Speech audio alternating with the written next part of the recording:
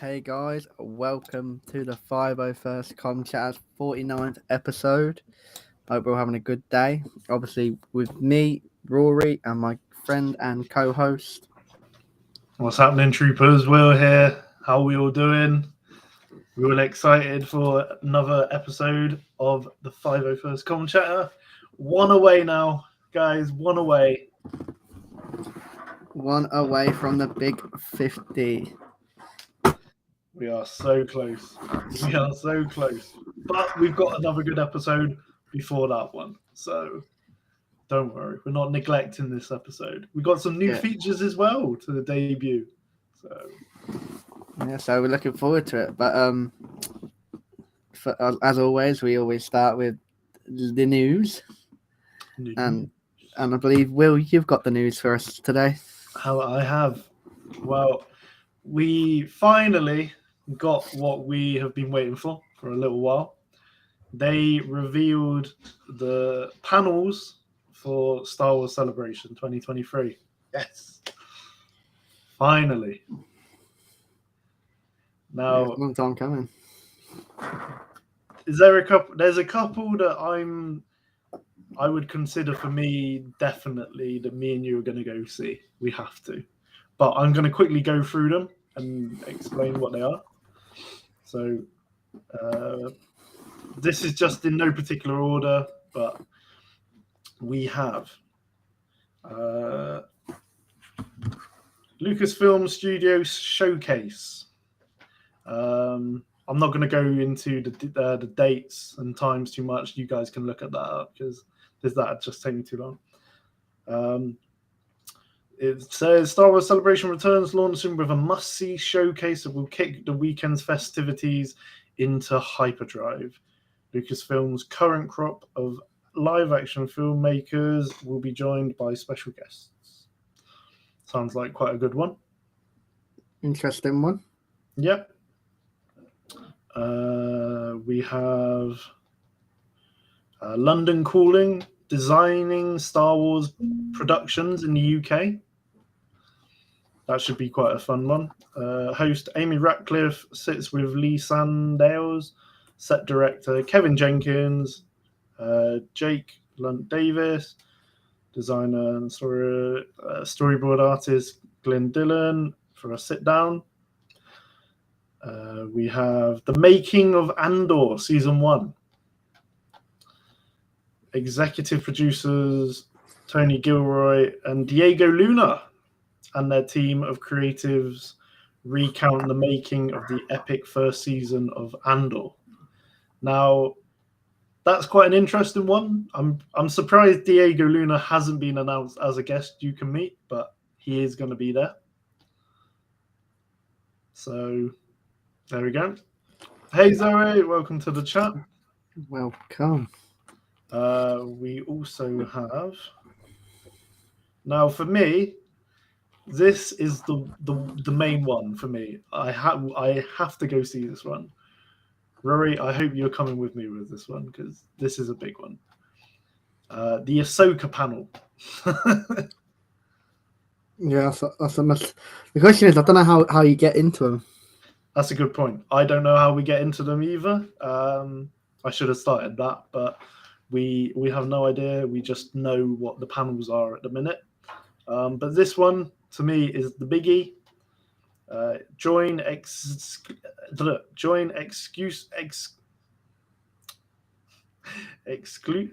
Executive producers Dave Filoni and Jon Favreau, and special guests for a look at the upcoming Disney Plus Ahsoka.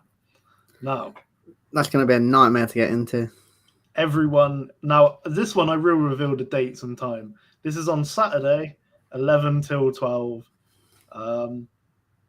I'm probably going to be in that hall pretty early before then, I think. Don't you think, mate? Yeah, I think you're going to have to, I don't know. It's going to be an absolute chaotic thing to get into. Because in my opinion, obviously, the fact that Dave Filoni and Jon Favreau are going to be there, you have to see those two guys. These two are the two. Special guests obviously you're gonna have you'd imagine Rosario Dawson, and I feel like they're gonna also bring out the rest of the cast. What do you think? Yeah, I mean, they kind of did a little bit of that last celebration, didn't they? Yeah, because I think we So, got the actress for Sabine, but we haven't had like Hera. If they're doing Zeb, and I'm pretty sure we will get a trailer. What do you reckon? yeah, I think we're gonna see most of them. Yeah. And obviously, like we'll have to get. They'll probably introduce Thrawn as well. Yeah, because as it says, for a look at the upcoming Disney Plus series. So, in my opinion, we're going to get a trailer. So you're going to want to go to that one. They're going to get the cast come out. Plus, you get to see Dave and John. So it's just be like, yeah, that is a must, in my opinion. Quickly going on, we've got Bringing Worlds to Life, the concept artists of ILM. Join host Clayton Sandow alongside Doug Chain and members of the Industrial Light and Magic Art department as they take you behind the scenes to explore what goes into bringing a director's vision to life. Mm.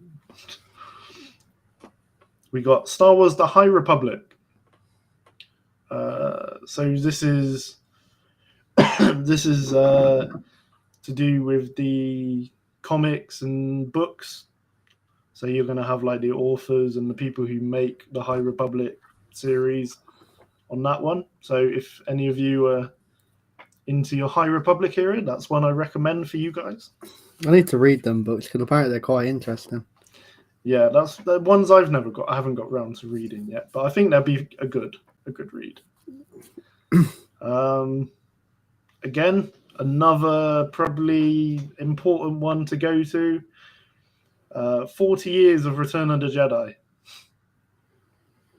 Well, yeah, that's definitely one to. 40 years ago, Return of the Jedi was the highly anticipated sequel that Star Wars fans had been waiting to see. The last Star Wars theatrical adventure to be released for the foreseeable future. Counted as a favourite episode by many, Return of the Jedi stories, characters, setting, and score still resonates with fans today. Its 40th anniversary offers the perfect opportunity to celebrate this time-honoured classic. Join special guest host Ming-Na Wen, Fennec Shah, as she chats with Star Wars legends of the past, present, and future about the influence of this beloved chapter in a galaxy far, far away. Now, obviously, at the minute, there's a couple of people announced from Return of the Jedi: Billy D. Williams, Anthony Daniels. There's a couple that I think will be making an appearance. Hopefully, we get some big name stars. But I think that's another one we should go to, in my opinion. Yeah, I think the first things first is obviously to get to see how we can get into these. Because we can't go in blind, that's for sure. We got the Star Wars Creator Cosplay Workshop. Join the Mandalorians, Shauna Tripchick, costume designer, and Maria Sandoval, hair department, as they lend their expertise to give you the tips and tricks on your own cosplay. So if you're getting into the cosplay world, that's probably a good one for you to go enjoy. Then if you're not afraid to get absolutely criticised, then good luck to you. Because they might slate you. They might do. Star Wars Young Jedi Adventures screening. Families and fans of all ages are invited to attend an advanced screening of the first 2 episodes of Star Wars Young Jedi Adventures. Now, I haven't might seen much about this show. I don't know if it's for me, probably aimed more at a younger audience. So, thing is, it might be the only one we can get into. It might be the quietest one. So, might have to just make do. When you guys are watching our day recaps, from Celebration, and if you hear us say, well, we got into a panel today, and it was Star Wars Young Jedi Adventures, don't be too surprised. Yeah, like, we were doing loads of videos. Like, we'll get some. Actually, shout out to Amber. She got me getting me a mic. Little thing, when I sent you the other day. Yeah. She's gone and got me that. So when it arrives, I'll be doing some testing with it, and then eventually, I'll bring it to Celebration. We can interview people, talk to people, talk about ourselves, how good we are, how amazing we are. And we hope to make a few new friends of the podcast there as well as meeting up with some old friends of the podcast. Yeah, you'll see a few of them appearing. So we have Hasbro. Oh, hang on, it keeps jumping though. Bloody hell. Hasbro, Star Wars, and Indiana Jones panel. Okay. Zoe says, I can hold the bags while you're doing the videos. That's all right. Emma had practice during Disney World, so she'll be part of that as well.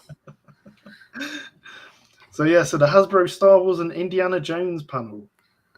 Join Hasbro marketing and design team members as they discuss the popular Hasbro, Star Wars, and Indiana Jones lines, including the Black Series, Vintage Collection, Adventure Series, and more.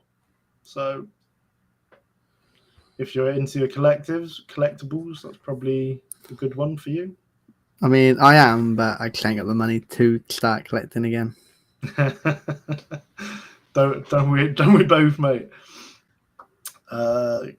Creature Cantina. Step into the amazing world of Neil Scanlan's Creature Cantina, responsible for the creation of all the droids, creatures, and aliens of each UK-based Star Wars production in the last 10 years. So if it's been filmed in the UK, this Creature Cantina has probably had some responsibility to it, Okay, I'm going to quickly whiz through these because I keep going on. Clone Wars 15-year anniversary panel. That might be an interesting one to go to. I do love the Clone Wars. Join Dave Filoni, Athena Portillo, Matthew Wood, D. Bradley Baker, Ashley Eckstein, Matt Lanter, and James Arnold Taylor for a look back at the beginning of Lucasfilm's animation and how Star Wars The Clone Wars was made. That is another one I'm quite interested in, personally. Yeah, I mean, I am too. It'll be interesting to see what their thoughts are. Yep. Villains of the sequel trilogy. The dark side of the Force is a pathway many panels some consider to be can't miss. Very clever what they did there. Join host Amy Ratcliffe as she sits down with Ian McDiarmid, Andy Serkis, and Gwendoline Christie.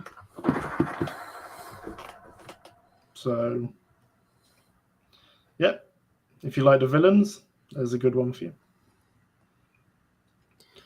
I mean, I do like a villain, so. Behind the Magic, the visual effects of Andor. Join host Amy Ratcliffe, Industrial Light and Magic, and members of the creature effects and special effects teams for a deep dive into the special and visual effects that brought Andor to life. So if you're a fan of Andor, is another good one for you. Hyperspace Stories, Dark Horse Comics returns. A look back at Obi-Wan Kenobi. Take a look back at the hit limited series with Obi-Wan Kenobi's Ewan McGregor, Hayden Christensen, Indira Varma, Vivian Lyra Blair, and executive producer / director Deborah Chow. That'd be a good one to go to. Yeah. Well, considering it's Hayden and Ewan, you know, a lot of people will be good wanting to see that one. Yeah, people who didn't like the Kenobi series will probably just go to see Hayden or Ewan. Yeah. Funko Collect Across the Galaxy. Funko is proud to present Funko Collect Across the Galaxy, a journey of discovery through the collection of new pop culture products celebrating the Star Wars galaxy. So maybe they will be revealing some Funkos. The question is, do you reckon there'll be a Captain Rex there? What to buy? Yeah. Yes, there has to be. There must be, in my opinion. That gets me thinking. So we have Star Wars cosplay competition. Both veteran and amateur cosplayers alike will join in the most exciting cosplay competition in the galaxy. Yeah, I don't do competitions like that. Not for me. I mean, yeah, mine is just a simple Jedi costume. So. The thing is, I could build like this most amazing thing, and I'll get so competitive. If I don't win, I'll end up saying, "Show me the scoreboards, redo it, retake it." Well, we don't want that, mate. We don't want that. This is going to be a friendly, chilled time celebration. Yeah, so I avoid that at all costs. Yeah, I'm just having a little quick look there because there's so many more. Is there any others? Star Wars: The Bad Batch. Join host Amy Ratcliffe as she invites Star Wars: The Bad Batch executive producer and supervising director Brad Rao, some other people, and D. Bradley Baker as they discuss The Bad Batch season 2. Yeah, I was gonna say like just bring the cast of The Bad Batch. It's only pretty much mainly one person. There's one person. Well, there's technically two. There's D. Bradley Baker and the girl who does the voice of Omega. Yeah, and then random ones now and again. Yeah, Sid. Some of the Imperials. Let's just have a little quick look. Star Wars Visions Volume 2. Now, I haven't seen Visions yet, but I've heard a lot of good things about it. So I know a lot of people quite like it. So if you're into Star Wars Visions, definitely should go along to that one. I mean, I've watched most of them. I think there's 2 or 3 I haven't watched, but they're pretty. There's a couple that I think were not needed whatsoever. Like they're terrible, but most of them were quite good. All right. Doug Chiang designing Obi-Wan Kenobi and The Mandalorian. Obi-Wan Kenobi and The Mandalorian production designer and Lucasfilm vice president will take an in-depth look at designing characters and everything to go with those series. So, might be an interesting one. Yeah. And then obviously closing ceremony as well. So yeah, I know I went on a little bit there, but those are the Star Wars panels and many more. Many more to come.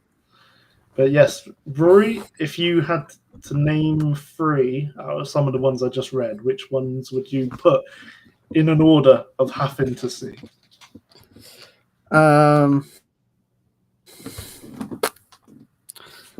I think it'll be Ahsoka, What, at 1 or 3? Ahsoka at 1 because that's like the one that's really is coming up very soon. So I need to get all the information I need. Okay, I'd agree with you on that one. Then Kenobi. Then the Bad Batch. Really? Interesting. That's interesting because I'm thinking Ahsoka 1 for me. That's the one I really want to go see. Number 2 for me, the Return of the Jedi panel. I really want to see all the people from that because such an iconic film. And they might even bring out people that they haven't announced yet, so you might get your chance to see someone. And 3, I'm going to say the Kenobi one for number 3. Nice and reasonable choices. That's my 3. I know we're pretty similar, but yeah, I think definitely if you're going to be there, you want to be going to Ahsoka. Yeah, I think the reason I chose the Bad Batch because it's like these latest 2 episodes has got me really invested in it now. Like, I need to see what happens, and I think some people are speculating season 3.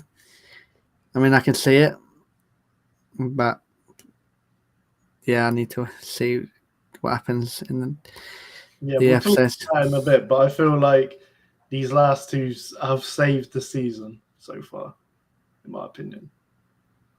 Yeah, it's made it more interesting to get into it a bit more now. Yeah. So I think we should start with the latest episode of Mando. What do you reckon? Yeah, go for it.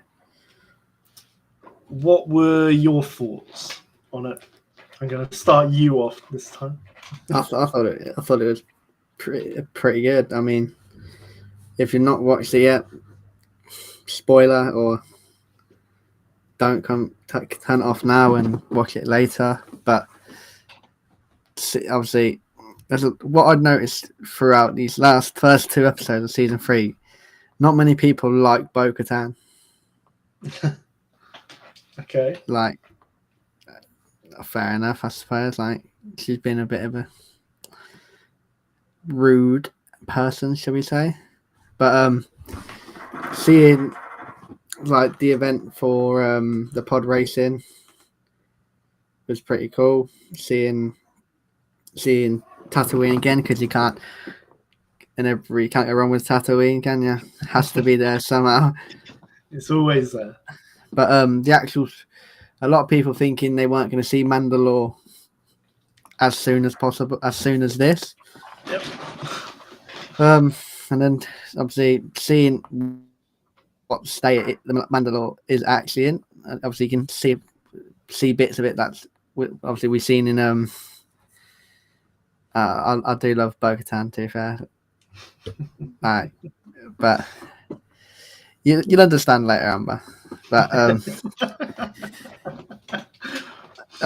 yeah, I think seeing Mandalore again, even we ain't seen it since the Clone Wars, but actually seeing it in live action was pretty cool. And yeah, I think it's just a solid good episode, like showing what it weren't a side quest. People were speculating it would be a side quest, but turned out to be the main purpose of the episode. And I thought, I won't say about the ending yet, but it's looking promising for Mandalore. Yeah. Zoe says it was a very good episode. I agree. Obviously we'll talk about Bad Batch in a bit, but I think what Lucasfilms might have not entirely thought about was they've got at the minute they have a show already doing very good episodes on the same day the Mando episodes are coming out, and that really makes it, you really have to have a good episode of Mandalorian to stand out from the Bad Batch. like last week, I would probably say the Bad Batch episode was better, you know. And this one again, they were quite close in terms of which one I thought was better, but I thought the Mandalorian episode was very good. We got a few callbacks to previous characters. Now, I might be wrong, but it might have been last episode or the one before, but I swear I'd predicted that R5 was going to go off to Mandalore with as his new droid sort of thing. Yeah, I mean, yeah, I think you did too fair. So if we did our bingo, too fair, I think Mando just settled for him in the end, didn't he? Because he looked like there's no way he's going to get IG-11 back. Yeah, he just sort of gave up on that, wasn't he? He was just like, right, okay. Too much hassle. If the Jawas can't get her, if the Jawas can't get me in, then stuff it.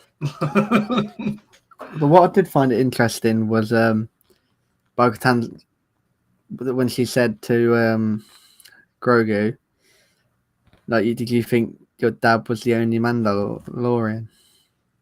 Yeah, no, I'm pretty sure Grogu has seen Mandalorian before. You know, she has literally seen. Well, yeah, because Bo-Katan and her group pulled Grogu out of the water when we first got introduced to them. Grogu must have met them. Yeah, it made me think a bit like is there something Mando's telling Grogu? Okay. I don't know, but obviously then she did mention that obviously she was friends with Jedis and everything. Talked briefly about their history, which was pretty cool. For people who doesn't really understand Mandalorian history, it was a good way to bring it in without having people do a bit of research. Now, I'm pretty sure that city that we see in the episode is the same one from the Clone Wars. I'm sure of it. I saw a breakdown video, someone saying it was the same city that you see in the Clone Wars series. I think it was. It looked very similar. I mean, I think it is, but that's my opinion. I'm just saying it is. I think it'll be. It looked too similar for it not to be. I also, going on to Bo-Katan, Clone Wars and Rebels, I wasn't a fan of her character at all.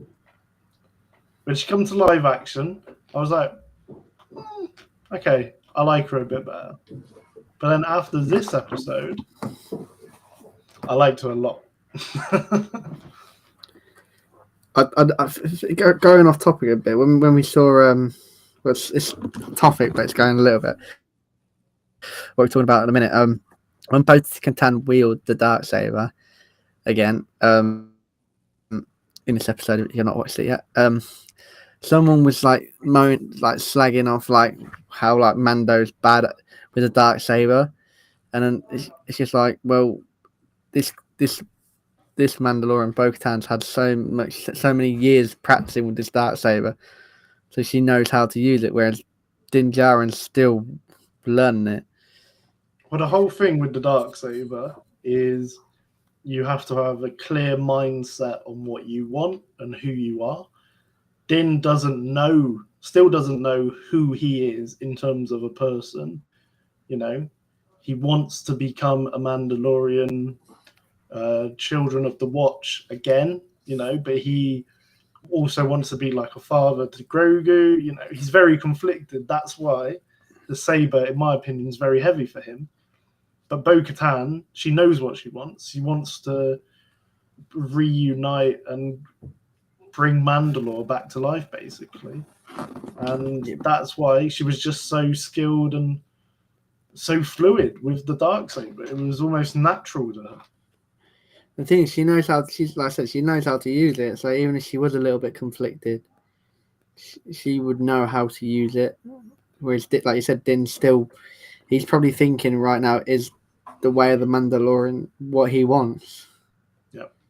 Because obviously, when after he being exiled, shall we say, he's thinking, well, I've done everything they've asked me. I do one thing with the helmet, and then they just push me to the side.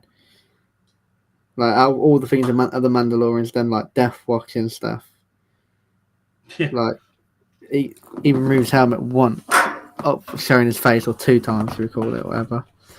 But like he's obviously conflicted on what he wants, so he's just thinking, I need to follow the rule of Mandalore to be accepted, to be who I am. But again, he doesn't know, quite frankly, who he is. Yep. No, you're spot on. You're spot on, mate. And I think both hands always knew whether she did the right or wrong things in other people's opinions. She always knew what she was setting out to do. So even now, once she's still in, I think she's a bit. Obviously, we know she's in denial about the stories, the legends, the myths they were told as a kid. Mm-hmm. That's the only thing she's probably a bit conflicted with. She probably wants to believe it, but she's not. She's probably one of the people, she needs to see it to believe it. And because she hasn't seen it, she thinks someone's making it up. Yeah. Just quickly going to Zoe's point, she says, I think it's the city as well, as Bo-Katan seemed very familiar with it. I'm pretty sure she did. Pretty sure she did mention like her family used to rule Mandalore, so like that kind of gives me the impression that it was the city that Satine was. Yeah. What did you think of the very creepy looking sort of cyborg droid that captured Din? It was a bit weird, wasn't it? Like, I wasn't expecting that. I was like, yeah, because it was like a human eye, but then it was pretty much mechanical and then taking his blood. So yeah, like, I thought it looked very good, though. I'll give it that. Yeah. I thought it was very different, you know. Just find it funny how Mando had to get rescued twice by Bo-Katan. Yeah.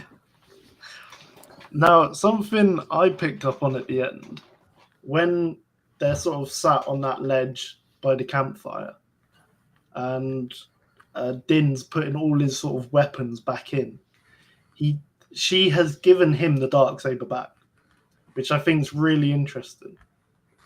Yeah, you see him putting it on his holster, and there isn't like a face or a reaction from her. So she has very willingly just been like, "It's not mine; it's his." Like, I don't want it pretty much. Yeah, I was thinking like, oh, maybe she's gonna keep it to herself again. But like I said, like there was no really emotion for it, because I think she's still in her head. She still thinks she's failed her clan, shall we say? Yeah. Because she didn't beat Moff Gideon. Yep. So I think she's probably conflicted with that as well. Like, do I challenge Din Djarin, or she kind of think? I think she kind of wants Din Djarin at her best, his best. Sorry. So she can prove she's worth it. Yeah, I mean, because when Gru first showed up at the castle again, her first response was like, "Let's get rid of him for good." Like, yeah, she was ready to go fight Din, and then when she saw it was Grogu, her whole thing was like, "Oh, okay, I need to go save him now." And I think the Death Watch Starfighter, like the Mandalorian Starfighter, looked really good in live action, in my opinion.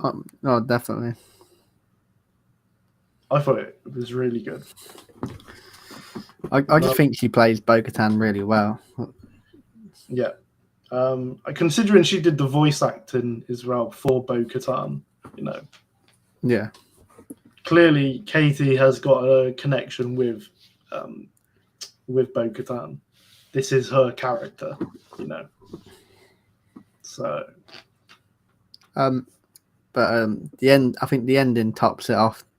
I mean, Considering Okay. she talks about obviously Mando the Great and the legends of the Mythosaur, and she the way I think the whole even the CGI and everything was spot on in this episode.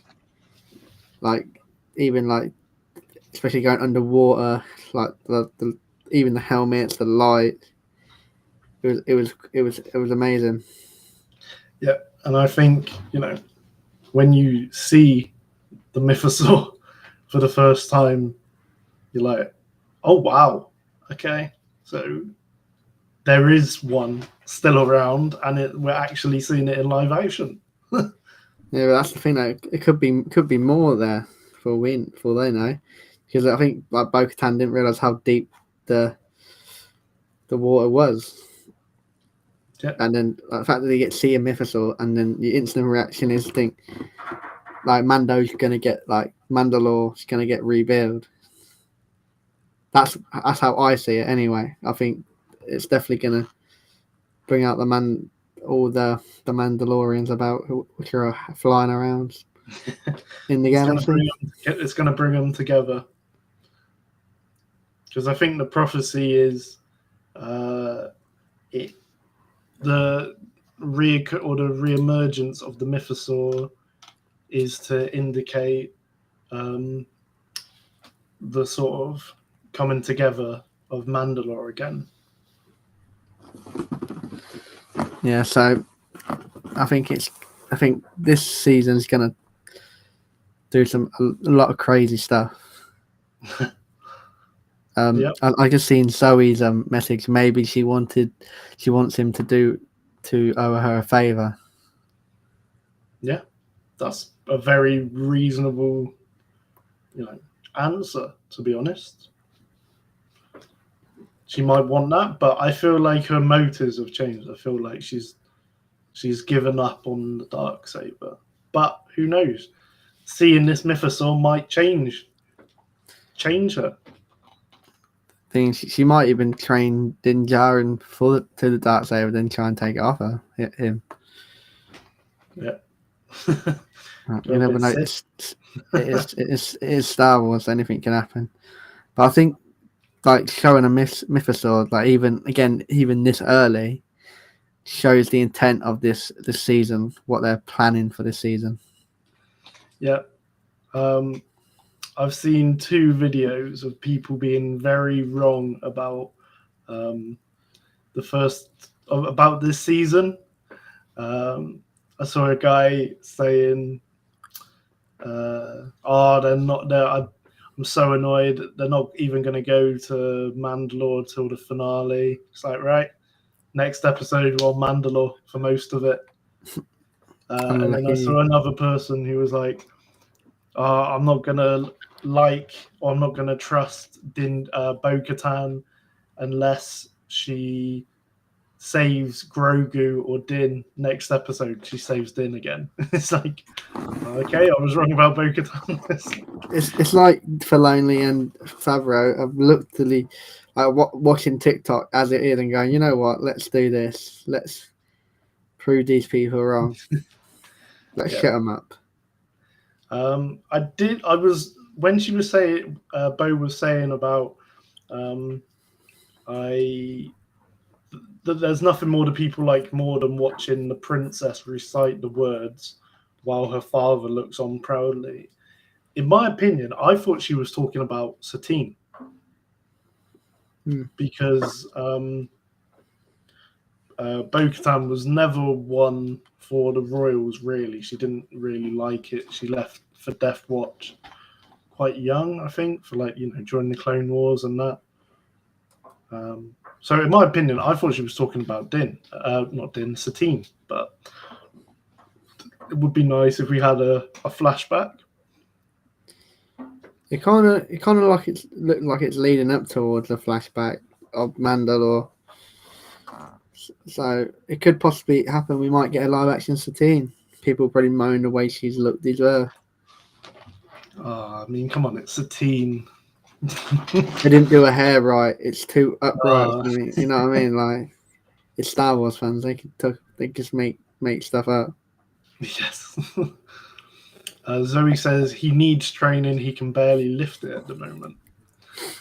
He's not very good with the Darksaber at the minute, is he? Like 1 minute he looks like he's doing all right, then he's like, nope. Yep.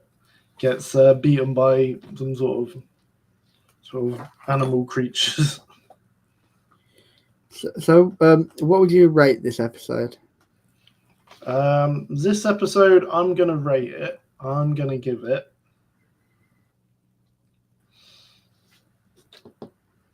I'm gonna give it a 9. No. Because obviously seeing the Mythosaur was great. Again, the visuals of how Mandalore looked, Bo-Katan with the Darksaber, seeing R5 again, it had so much in it that made it worth like watching, and was such a good episode. 9 out of 10. Yeah, I think I'd agree. A 9 out of 10. It was a pretty good episode. Obviously, it wasn't really about Mando, should we say? But which I kind of liked, because it's almost like Bo-Katan stole the show as Mando stole Boba Fett's show. So everyone's doing. It was about Din, but then it also wasn't, like, it was about him going to the mines, and then it was like, well, he's been captured. It's now about Grogu and Bo sort of doing their own thing, really.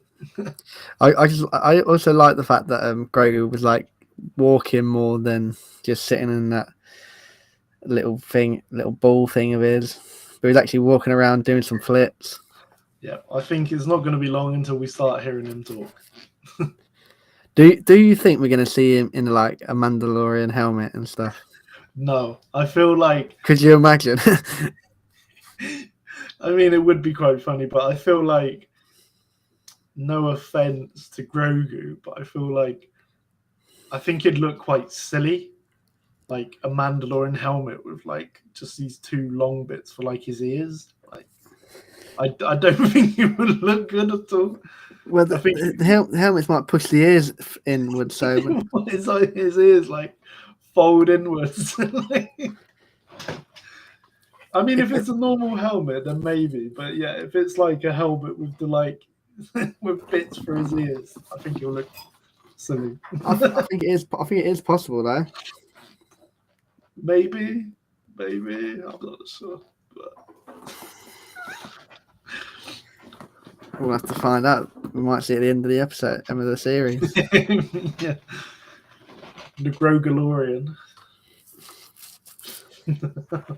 That'd be the spin-off series, wouldn't it? Yeah. Shall we move on to the next show? Yeah, let's do it.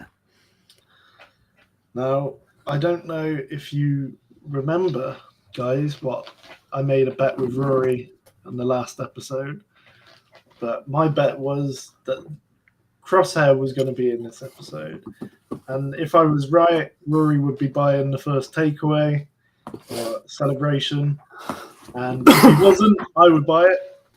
Within 10 seconds, there's Crosshair. Yeah, well, again, all I'm just going to say to that is about time we saw Crosshair again. Yep. He's looking a little bit miserable. There's hardly any clones anymore at the clone base. They're being wiped out. They've been forced into retirement. Thing is, they're being used to help build the new empire. I want to know where they're sending these forced retirement clones to. Yeah, we'll probably find out in this series, because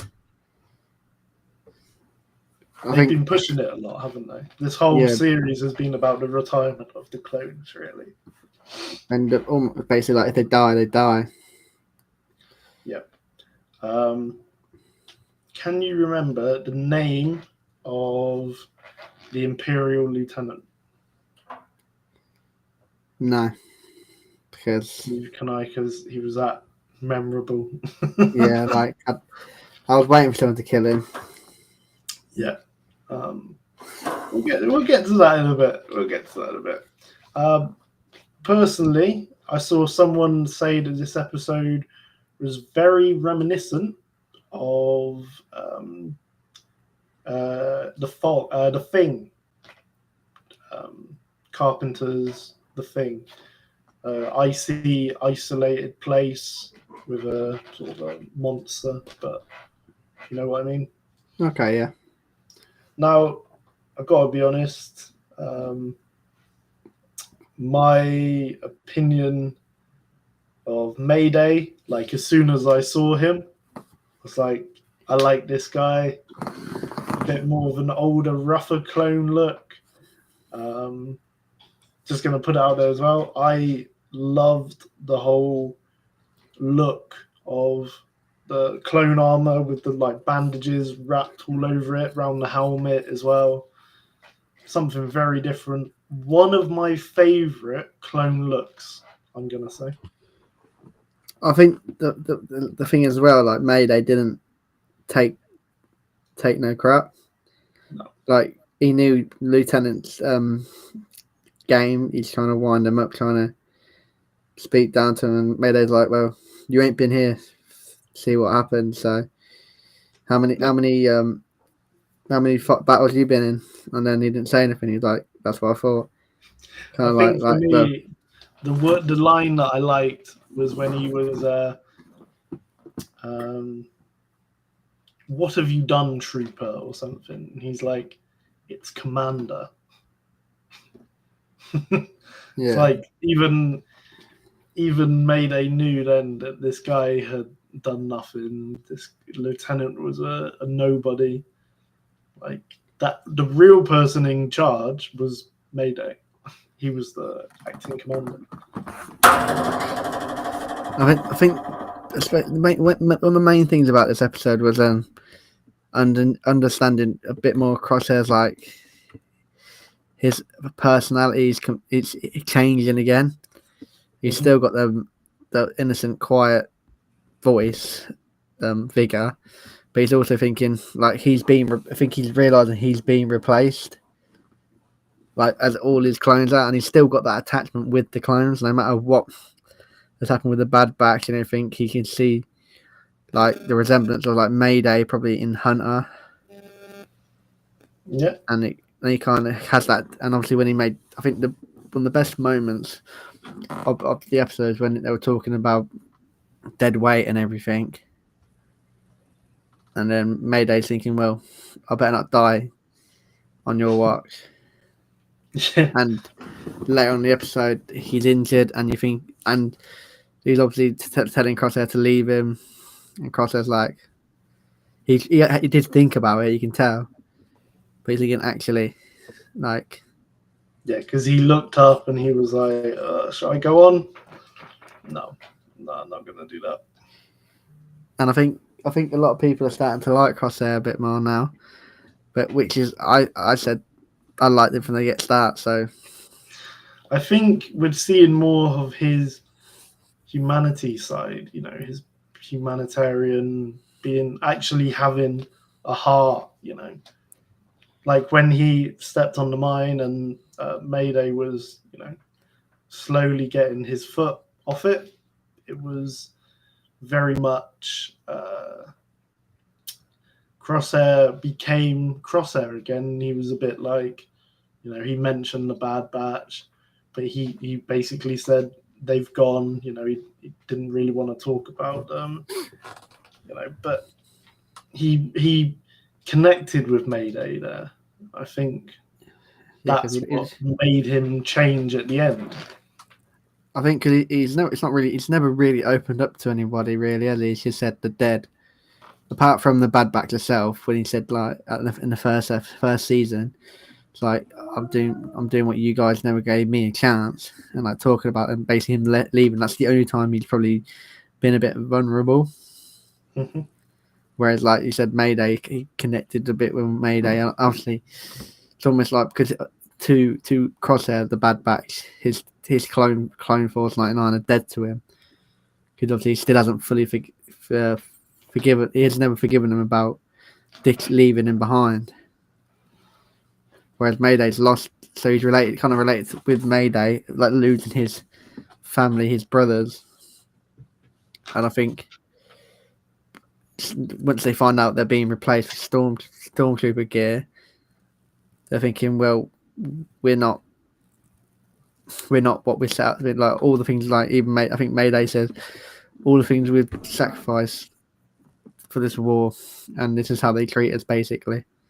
Yep, spot on. And I think, at the end of the day, I think for Crosshair to finally turn, he had to see what the Empire actually thinks of the clones, and how dismissive, and how the Empire just like, right, well, he's done his duty, he's fulfilled his obligation, and didn't care about Mayday at all. And that's when Crosshair was like, right, no more. I'm done. Yeah, and I think the ending was probably, like, I'd say probably one of the best moments of the series as a Crosshair fan. Yeah. Because obviously he's like almost begging for help for Mayday, and the Lieutenant's like, well, you failed the mission, you didn't come back with the stuff, just leave him there to die. Yeah. Once that happened, he was like, Crosshair's like, I've had enough. Like, I've been taken for a ride all this time. Maybe the Empire isn't as good as I thought they were. And then the way he goes, Lieutenant, and he just kills him. It's like such a cool moment. Mm-hmm. Because obviously the Lieutenant's face is like, oh crap, like I'm in trouble there. But like the ending really interested me, because obviously one of the doctors from the episode last week or the week before, obviously he's in that area, so he's obviously in prison. They're obviously testing him for something. I think they might start looking at Crosshair being, or trying to get Crosshair to become one of those sort of elite troopers, the one that sort of killed himself when Rex and the Bad Batch. Oh, yeah. And we're questioning him. I think they're going to try and mind control, or mind alter Crosshair into becoming one of those. It's a possibility, and I think we're going to see obviously Rex and the Bad Batch next episode, and then they probably discover Crosshair at some point. Well, I think the way that they're leading up to it, I feel like how many more is left? There's 4 more weeks. Yeah, because there's 4. No, wait. There was 5 episodes. So you got next week, the week after, and then you've got 2 final episodes. So 3 weeks. So they're going to build it up now. I swear, if they're doing another filler episode next week, I don't know how you can with how the story's played out. I this feel is the like Bad Batch, they can do it. It's going to be a Sid episode. It's all about Sid, like on her own at the bar. Yeah, could you imagine? I think what they're going to do, though, I feel like they're leading up to Omega getting captured. So maybe Crosshair is the one under sort of mind alteration, takes Omega back to this compound, and then obviously the Bad Batch will team up with Rex and Echo, maybe Cody as well. Maybe it'll almost be like a full frontal assault battle between the cloning facility clones and the Renegades attacking the facility to get Omega back. So maybe you know, maybe you'll get the clone revolution. You'll have like Cody, No resistance. yeah, Cody, Rex, Echo, all of these clones that have been in retirement that don't want to follow the Empire anymore. You know, that would be quite a cool battle. Clones versus basically the stormtroopers and commandos. Just don't kill off Scorch, please. That's probably what they do. Just killing anyone at the minute, aren't they? Yeah. Even Mayday, growing attacks into Mayday, and he's like, oh, well, he's dead then. Well, they have this. They do this quite a bit at the minute. Remember, first season, they introduced Hauser. Yeah. And everyone loved Hauser, and then it was like, well, he's now under arrest. Don't know what's happened to him. We had the Captain Wilco in the first episode. No, second episode. Boom, dead. Gets shot. You start liking a character, and they do not last long. Bloody Maybe Mayday in this episode. You just need to be crosshairs. Don't grow an attachment, then you won't feel nothing. If they introduce a clone with a name for like the next episode, I'm gonna be like, no, I'm just gonna see this guy as a normal clone because I know what's gonna happen to him. Very sad. What would you rate this episode?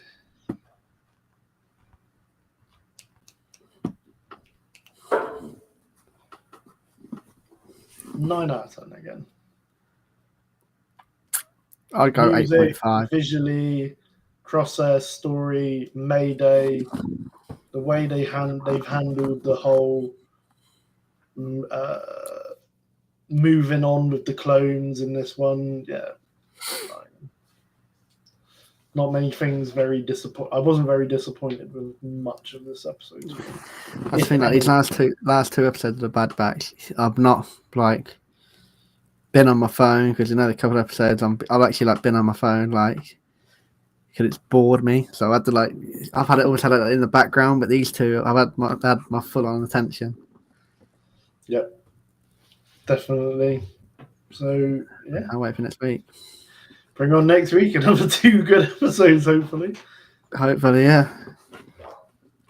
Right. Shall I do my new feature first and then we do yours? Yeah, let's do it. All right. So, as you guys know, we like to do Trooper of the Week, and that isn't going to stop. But I thought today, for something a bit different, let's give a shout out to a clone of the week or a clone specialist of the week. So this week, I was going to do Mayday, but we don't know too much about him, so I can't exactly give him a spotlight. Because how about you could do R.I.P. Trooper Mayday? Oh no, that's too sad, man. That's too sad. But yeah, so I am going for. Now, this isn't so much a specific trooper this week, but my clone of the week, shall we say, is a clone ordnance specialist trooper. How about that? There we go. Now, I'm giving these guys a shout out because, one, I absolutely love their look. Their look is probably up there with one of my favorite clone looks. Now, if you guys don't remember it, they were part of the Blue Shadow Virus arc in the Clone Wars. So basically, they are in Phase 1 armor, and the helmets, all of the side of the helmets, apart from like a diamond in the middle, is orange. Like, it's basically like it's orange and white. I don't know if you guys can see that, but there we go. Do you know the ones I mean now, Rory? Yeah. So yeah, they basically They're the bomb squad of The the bomb clone squad. of the clone army. Specialized clones troopers who specialized in disarming ordnance or using such weapons in combat. They were organized into squad units. Bomb squads were stationed within larger clone battalions. So these ones, for example, I'm pretty sure they went in with General Kenobi. So they might be orange because of the 212. But that might just be the color for the bomb ordnance. You know, the clone ordnance trooper. Clone Ordnance Specialist uniform consisted of the standard Phase 1 color trooper armor with bright orange markings on the upper legs, lower arms, and on the skull, the back of the head, and cheeks of the helmet. In addition to having special tools for bomb disarmament, Ordnance Specialists could be armed with standard weapons such as the DC-15A blaster carbine. During the year 21 BBY, those troopers were called in to protect the planet Naboo from biological warfare. Actor Dr. Nuvo Vindi recreated the Blue Shadow virus. They followed Obi-Wan Kenobi and Skywalker and troops into the lab to disarm the bombs containing the virus. So yeah, that's why I have gone for these guys today. I mean, I've just recently watched them in an episode. I think they look amazing. I think they look cool. I like their job. Something a bit different. So I thought this week I'd give a shout out to the clones. So there you To the are. bomb squad. To the bomb squad. Would you want to be a part of that? No. I'm very wary of bombs and explosives. Probably not my ideal job. What about you? I'll probably do it for the bands, for the lols. For the lols. What are you on bomb squad? Lol. YOLOs. But yeah, so yeah, that is my clone/clones of the week. Clones of the week. Now you've got a new little thing for us as well to do, haven't we? Yeah, so I thought it'd be a good idea. We can see if we can guess the quote. Okay. Who says this? Which Star Wars character says this? So I've probably gone to a very really easy one to start with because don't want to make it too hard straight away. The quote is, "If all I do is try, that means I don't truly believe I can succeed." Could you please repeat the phrase? If all I do is try, that means I don't truly believe I can succeed. Anyone got any idea on who says that? Which character says that? I'm gonna take a guess and say Ahsoka. Is that your final answer? Yes. You sure, or would you like me to repeat it one more time? I mean, repeat it one more time, but I'm thinking it's Ahsoka. But Okay. let's repeat it. If all I do is try, that means I don't truly believe I can succeed.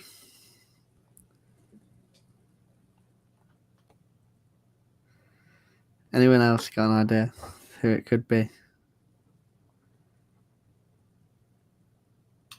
I'm gonna stick with Ahsoka. Okay, I'll give it a couple of seconds. See if anyone else would like to get involved.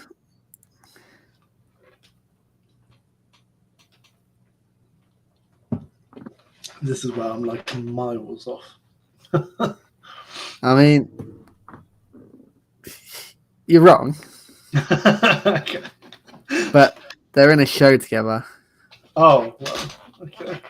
So you got something. That So narrows it down significantly. Could be it's either anyone from Clone Wars or Rebels. Or The Mandalorian. It's from Rebels, Okay. and it's Kane and Jarrus when he's talking to Ezra. Okay. Surprised didn't get that one too fair. I don't know. I was just thinking of it being like a conversation someone was having with Yoda. I was like, I could imagine that's something Ahsoka would say. Yeah, it probably is something Ahsoka would say, but it wasn't. I thought, It wasn't. I was wrong. Oh dear. so Well, if any of you got that, congratulations. we'll put this on our TikTok as well. See if you can get it right there. So, but yeah, join us next episode with another. Which character says that? Are you bringing this back for the 50th? Yeah, I'll bring it on 50th. Don't you worry. Okay. Which you guys, if you know already, it's happening on Sunday, 5 o'clock. 5 o'clock, we said to the guests. It would have been the Saturday, but Joan had something going on. I had something going on. Luckily, everyone was available for Sunday. So, yeah. So if you haven't seen the announcement video, it's going to obviously be myself, Rory, Emily, Jonah, and Clone Trooper Cam, all the way from the States, will be joining us. So we obviously we're quite easy, so we know how to work time difference, just about anyway. Yeah, we've all sort of said 5 p.m. UK time. We're going to be live. I'm going to be doing a quiz, so if you guys want to also take part, just it's going to be like a multiple choice question, so you can get involved. We're going to have, going to be talking about celebration. We're going to be talking past episodes, everything. And I'll even get some questions of like even 10 questions or whatever of like, would you rather, or who would you rather? Bring a bit of thought into it. Yep, and if you've got any questions that you want to ask Jonah, Cam, or Emily, please email us. It's coming up on the screen now. The 501st, email us at the 501st comchatter at gmail.com. We ain't afraid to answer the big questions here. Yeah, so come on, get them in. We want to hear your questions for our special guests. Again, we'll put this on our TikTok, on Instagram, Twitter. Put all this stuff. Question. If you want to ask a question, if you don't want to email us, just comment on our things, and we'll answer these questions for you. And if it don't, make sure it doesn't upset a few people, because we're not afraid to answer the questions, but it's a celebration. We don't want any drama on the 50th episode. Who we kidding? We love drama here. So yeah, I think we should finish with Troopers of the Week. As always. So, are you going first? Yeah, I'll go first. So my Troop of the Week goes by the name of 16J. He's a Star Wars nerd collector, but the one I saw this one. I don't know if you'd be able to see it, but he's got Darth Maul on the throne of Mandalore with his 2 sidekicks. Okay. And he just looks pretty cool too. So quite a nice little collection he's got there. He's got quite a few there. Quite a few good collection. Obviously, he's got more money than sense and more money than me, which is very, very depressing, but can't have it all, I suppose. So yeah, good, fair play to him on a good collection, and yeah, he's my troop of the week. Very good. Congratulations for joining the Hall of Fame. Okay, so mine, I mentioned her last week briefly, but my troop of the week goes by the name Art by Chloe. And if you weren't aware, that is my new colleague and my new Star Wars geek friend. She has done some very, very impressive Star Wars drawings. It's very impressive. I did promise her to say that at this moment she isn't taking commissions for her painting and artwork, but she might get around to it. But yes, definitely go check out her art because it's very good. I definitely want a couple of pieces myself. More importantly, why is she not watching the episode? Because she's working right now while the episode's live, but she will be also. She has said that she will be coming on as a guest on a future episode. So yes, welcome to the podcast, and welcome to the Troopers of the Week, Art by Chloe. Yeah, I mean, she's another one who's got quite a few guests lined up in the coming months or weeks. So keep an eye on our pages. We'll be more active on them, and we'll get the news out when these guests are coming on the show. Yep. So that's it from me, guys.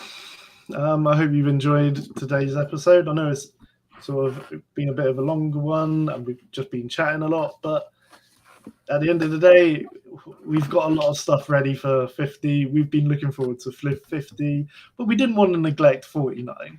We felt a little bit bad. So yeah, so thanks again, as always, guys. Thanks for listening. Don't forget, Sunday is episode 50. Do not be late for that one. Yes, 5 p.m. UK time. It's going to be a fun one. It's going to be a long one. And yeah, enjoy the rest of your week, and we'll see you then. And may the force be with you guys. For the Republic.